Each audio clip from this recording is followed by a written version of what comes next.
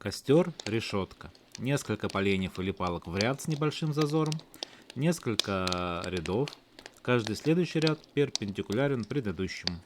Расскажу, как, из чего и для чего делается, а также полезные советы, сравнения, плюсы-минусы и выводы. Погнали! Но сначала коротенькая историческая справка. В отличие от многих других, этот костер явно имеет объяснимое прошлое. 3 полена в ряду зазором сантиметра 2, 3-4 таких ряда всего. Укладываем все это перед жерлом русской печи, той самой большой внутреннее пространство, которое метра 2 в длину. И как же в такой глубине костер разжигать-то? А вот так. Поджигаем наш костер решетку, подставляем еще полежка, в которое упираемся ухватом, и сдвигаем наш горящий куб в глубину. Конструкция устойчивая, сносно передвигается и продолжает устойчиво гореть. Такая вот история.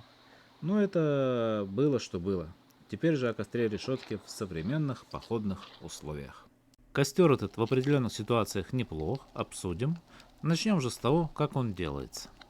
2 полена побольше параллельно, и на них уже укладываем несколько рядов из палок потоньше. Палок в ряду несколько, расстояние между ними пара сантиметров. Ряды укладываем крест-накрест. То есть, как говорил уже, каждый следующий ряд перпендикулярен предыдущему. Почему именно так? Между двумя нижними палками удобно для растопки мелких веточек и прочего напихать. Да и в процессе горения небольшой зазор снизу поспособствует лучшему притоку воздуха и, как следствие, более мощному огню. Палки же в ряду укладываем неплотно тоже, чтобы горело лучше. Тут важно золотую середину поймать. Палки слишком плотно, мало кислорода, костер разжигается тяжело и горит слабо. Палки слишком широко, огонь слабый из-за большой разрозненности. Короче, сантиметра 2-3 в самый раз будет. С колотыми поленьями все то же самое. И да, по краям рядов поленья те, что побольше, внутри поменьше, так конструкция устойчивее будет. При большой влажности костер с земли развести сложнее. Тут конструкцию меняем немного. Делаем первый ряд из плотно уложенных деревяшек. На них и будем огонь разводить. И полежки первого ряда вполне себе могут быть даже сырыми. Их задача не гореть, а изоляция от мокрой земли служить. Как разжечь костер-решетку? Самое простое, поджигаем снизу готовую конструкцию. Если не получается, можно и постепенно. Разводим огонь и укладываем поленья в процессе. И третий способ, поджигаем сверху. Все варианты рабочие, но не все универсальные. Чтобы это понять, порассуждаем, для чего же подходит данный костер. Так-то много для чего. Костер довольно мощный и жаркий, когда дров достаточно. Можно использовать и для обогрева, и для освещения, и для приготовления еды. И о последнем чуть подробнее. Когда котелок подвешивается над костром, есть вопросы к рациональности костра решетки. Если же устанавливаем посудину прямо на костер, уже другое дело. Добавлю, что кроме котла тут еще и сковородку можно использовать. Тем не менее, вопросики есть. По мне, гораздо проще, надежнее и эффективнее такой вот костер-колодец со сдвинутыми поленьями. Перед ним у костра решетки есть только одно преимущество, на мой взгляд.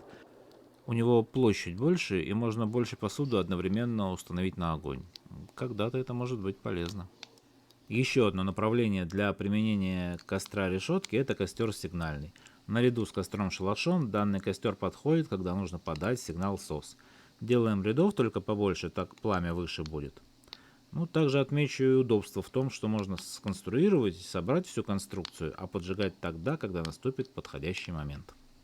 В целом, использование данного костра предпочтительно вижу на подготовленных оборудованных стоянках, когда и инструменты есть подходящие, и дров напилено-наколото в достатке. Тут особенно ценной становится понятность и предсказуемость костра решетки.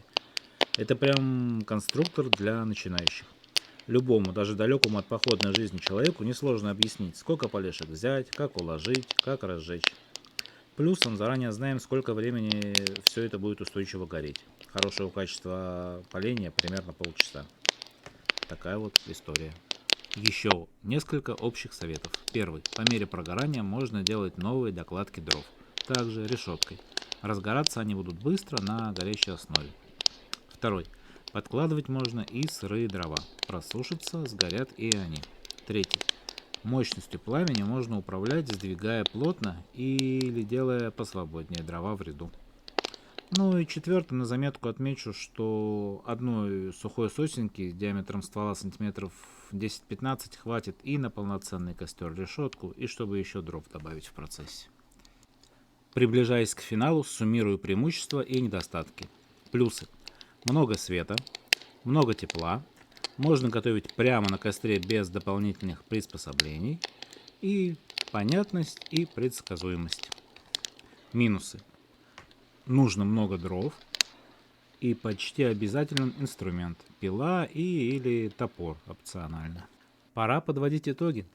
Ах да, забыл упомянуть, прилично углей образуется после сгорания этого костра, может пригодиться кому. Ну а теперь выводы. Костер нечастый, но, безусловно, актуален.